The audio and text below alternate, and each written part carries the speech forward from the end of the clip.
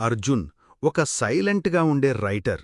మేఘన ఎప్పుడూ నవ్వుతూ హడావిడిగా ఉండే ఒక కాలేజ్ స్టూడెంట్. మేఘనకి అర్జున్ రాసిన కవితలు అంటే ప్రాణం, కాని అవి రాసేది అర్జున్ అని తనకి తెలియదు. ఒకరోజు లైబ్రరీలో మేఘనకి అర్జున్ డైరీ దొరుకుతుంది. అందులో తన గురించి రాసిన ఒక కవిత చూసి షాక్ అవుతుంది. నీ మాటల్లో ఉండే లయ నా కలంకి ప్రాణం.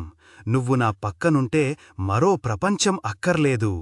మేఘన వెంటనే అర్జున్ దగ్గరికి వెళ్ళి, ఇది నువ్వే రాసావా? అవును, కాని నిన్ను ఇబ్బంది పెట్టాలని కాదు.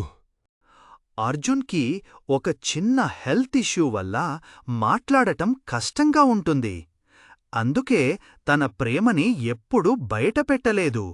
మేఘన ఇది తెలుసుకుని కొన్ని రోజులు అర్జున్కి దూరంగా ఉంటుంది. అర్జున్ తన వల్ల హర్ట్ అయ్యిందేమో అని బాధపడుతూ ఉంటాడు. ఒక వారం తర్వాత మేఘన ఒక పెద్ద మైక్ తీసుకుని అర్జున్ ఇంటి ముందు నిలబడి గట్టిగా అందరూ వినేలా ఇలా అంటుంది.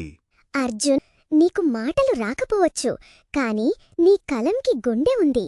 నాకు నీ మాటలు అక్కర్లేదు, నీ మనసు ఉంటే చాలు.